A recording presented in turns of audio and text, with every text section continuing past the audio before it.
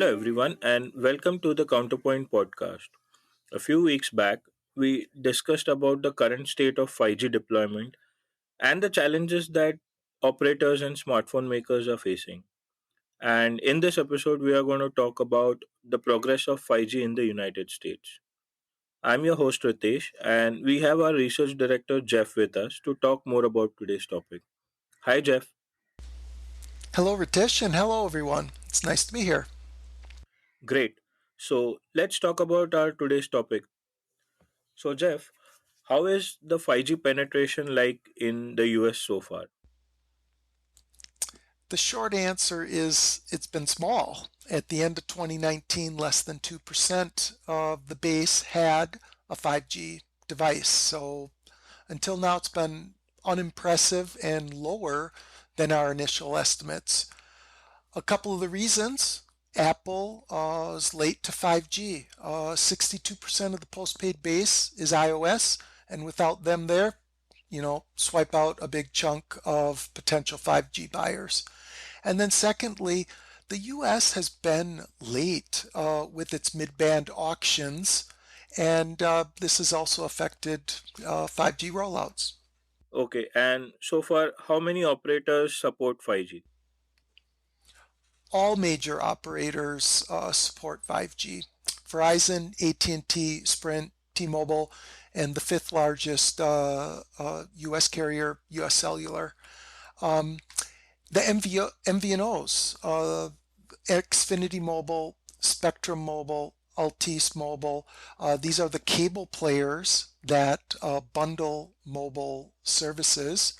They also sell 5G devices, and they're particularly important because they've been skimming off the high-end premium net ads that would normally have gone to the big five carriers.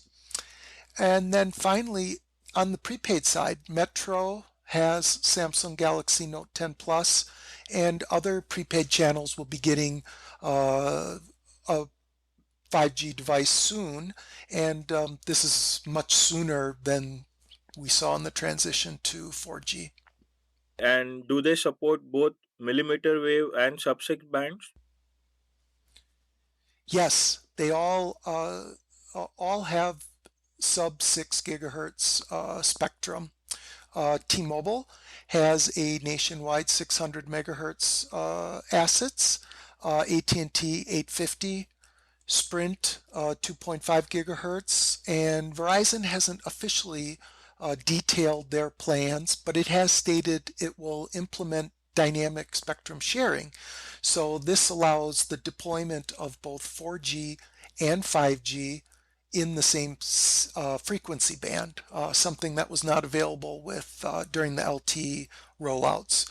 Um, US Cellular also has sub-6 assets with 600 megahertz spectrum. And on the millimeter wave side, Verizon and AT&T have been rolling out millimeter wave for use of mobile 5G smartphones, and also planning fixed wireless broadband services over millimeter wave. T-Mobile also has some millimeter wave assets. They have a few test markets launching, and this past auction 103 for millimeter wave that ended a couple of weeks ago, we thought T-Mobile would be the most aggressive, but Verizon was actually the most aggressive. In order of spectrum purchases, it was Verizon, AT&T, and T, and then T-Mobile. Um, Sprint did not have any millimeter wave purchases. They basically ran out the clock until their merger with T-Mobile. US Cellular also has millimeter wave assets, and they plan to roll those out down the road. And I think the main takeaway between millimeter wave and sub-6 in the US is each carrier has a plan for broad coverage with sub-6, and then they will put in for performance coverage, mainly in the high dense areas with millimeter wave. How is the coverage like in terms of the states and regions? The US usually starts out with the major metros or the NFL cities, as they usually refer to them, and the rollouts continue almost on a weekly basis. Verizon's at ended the year 2019 with 31 metros covered with millimeter wave. AT&T about the same.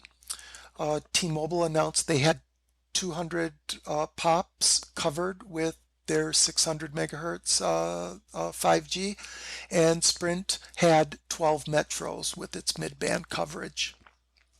AT&T and T-Mobile have publicly stated they will have a very aggressive low band or sub 6 rollout, and have stated by mid 2020 they would be at full coverage. This is much faster than the transition from 3G to 4G, and I think the reason why is Verizon and AT&T had a big head start on T-Mobile and Sprint, and it cost T-Mobile and Sprint millions of customers and years to recover. So no carrier wants to be left out of 5G, even if it's for the marketing wars. So 5G is rolling out much more aggressively than LTE had done. So, on an average, what kind of speed do you consistently get on 5G? Speeds. This data is elusive. Carriers rarely talk about it. They rarely want to talk about it, and it's variable. So it's really tough to say.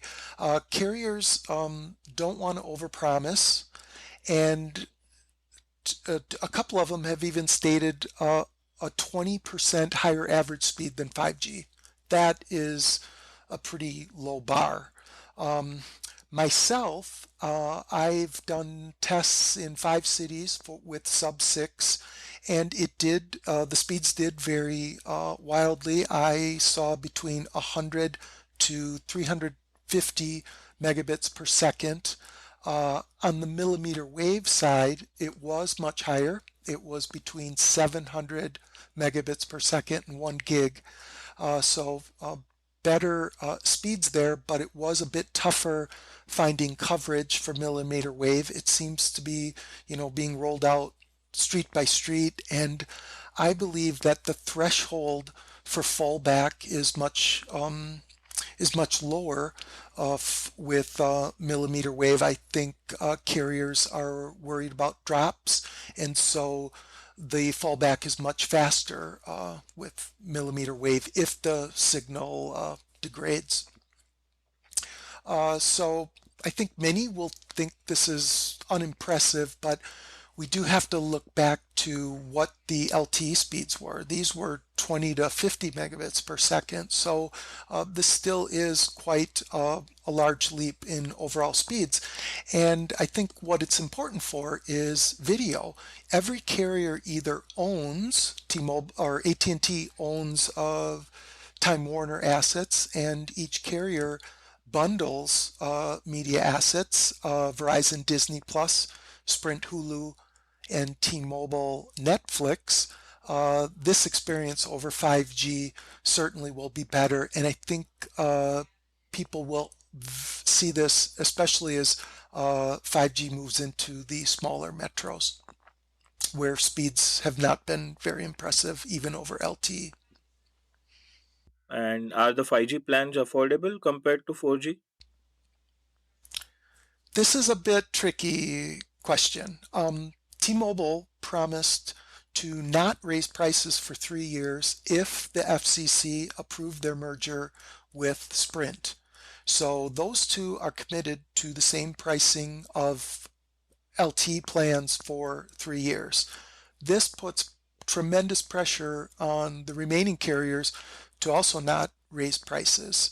And what AT&T and Verizon have done is they do not offer low-end plans on their 5G service, but the costs are the same. And to give you an example, AT&T, for a single line for $85 gives a subscriber 100 gigabits of data that will not be throttled unless you go over this. For $50, they'll offer 50 gigabits of data, but they'll also bundle in free HBO. You get 15 gigs of hotspot, and other carriers have different combinations. So if you are shopping, you really have to study the details. Verizon throws in Apple Music. They throw in cloud storage. They have 50% off a dongle for a hotspot service. So every carrier is slightly different. So you definitely have to read the fine print. What about 5G phones? There are just a handful of them, right? Correct. In 2019, the launches were the Samsung S10 5G was first, followed by the LG V50 Thin Q. Samsung also in August launched the Note 10 Plus 5G, and then there were two OnePlus 5G devices. So very limited during 2019. In 2020, we've seen obviously the S20 family launched, and we expect to see launches from Moto, OnePlus, ZTE, CoolPad, Nokia, and probably another vendor that we haven't seen carried in the major carriers. And how are the sales like for the current 5G phones? I guess I would call sales underwhelming thus far. The devices have been expensive, and carriers have only been offering the large promos for new customers. You have to churn from another carrier to get the largest buy one get ones or large promos. And right now, with a high percentage of B2B plans and family plans and media bundles that consumers are interested in, churn has been very, very low. So I think it's safe to say the race will heat up once Apple enters the market. You will not only have carriers competing, but you'll have Apple versus Samsung and Android also competing. I will note that there has been an uptick in dongle 5G sales, and now there are connected PCs within Sprint and Verizon stores. So they have seen, incremental uptick from these products. Now, with the coronavirus lockdown and everything, how does it impact on the 5G smartphone sale, the upgrade cycle, and more? Yes, COVID-19 has certainly affected 5G sales. It's also affected overall device sales. A large percentage of the corporate owned retail stores, the stores that are owned by the carriers, have been closed and will remain closed through the end of April.